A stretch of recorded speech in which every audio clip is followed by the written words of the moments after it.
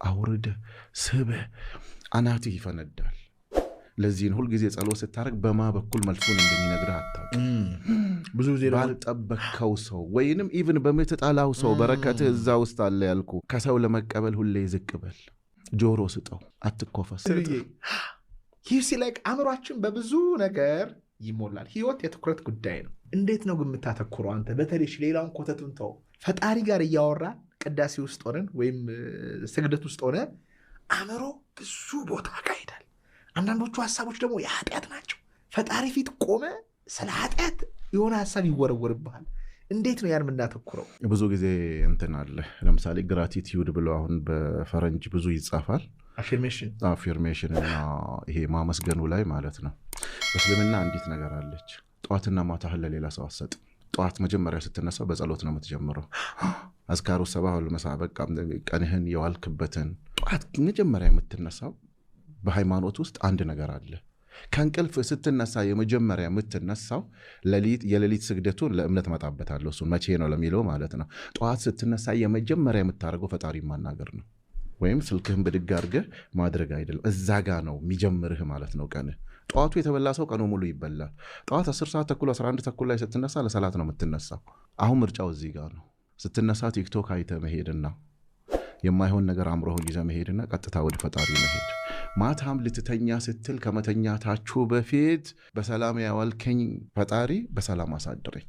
አሁን ይሄ በተለምዶ የሚባል ይመስላል። ሩል ናቸው እነዚህ ነገሮች። ከመሄድህ በፊት ማለት ነው። በሰላም አሳድረኝ መነሳትህን አታውቅም። ከእንቅልፍ መነሳትህን አታውቅም። ስለዚህ ይሄንን ትላለህ። ከዛ ውጭ ግን አትክሮት የሚያመጣልህ እኔ ብዙ ጊዜ ሁሌ አይመጣልኝም። ቢኮዝ አም ሂውመን ሁሌ አይመጣልኝም። ሲቸግረኝ ግን ምንም ጆሮ አይሰማው። የሆነ ፕሮጀክት ወጥሮ ይዛል። አብረሃቸው መሰራ ሰዎች አይረዱልህም። የምትሄድበት መስሪያ ቤት ራሱ አይገባው። ቆም ብለህ ፈጣሪ ሆይ ይህን ነገር መራኝ። ግራ የገባኝ ነገር እንደዛ የተመራውትና ያገኘሁት። ሁለተኛ ደግሞ ሲመራ በተለያየ ሰዎች ይነግሩሃል።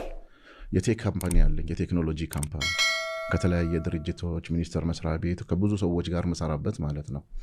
ወጣቱን አሰለጥናለሁ። ትልቁ ስራ የወጣት ማሰልጠን ስለሆነ ማለት ነው። አሁን ምንድን ነው ወጣቱን በቴክኖሎጂ ሳሰለጥን የሚያበድር ድርጅት ተገኘ።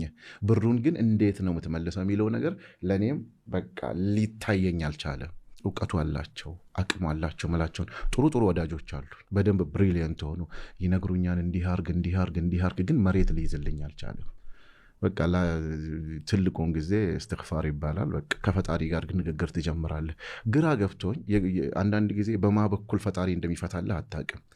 ይሄን ነገር ፕሮጀክቶቹ መጥተዋል፣ ልንሰራቸው ነው። ግን እንዴት እንደምናመጣ አላገኘውም። ስል ከሰራተኞቹ ውስጥ አፊሌትድ ላይ ያለው ማኔጀሬ እንዴ ቦስ እቺኮ በጣም ቀላል ናት አለ።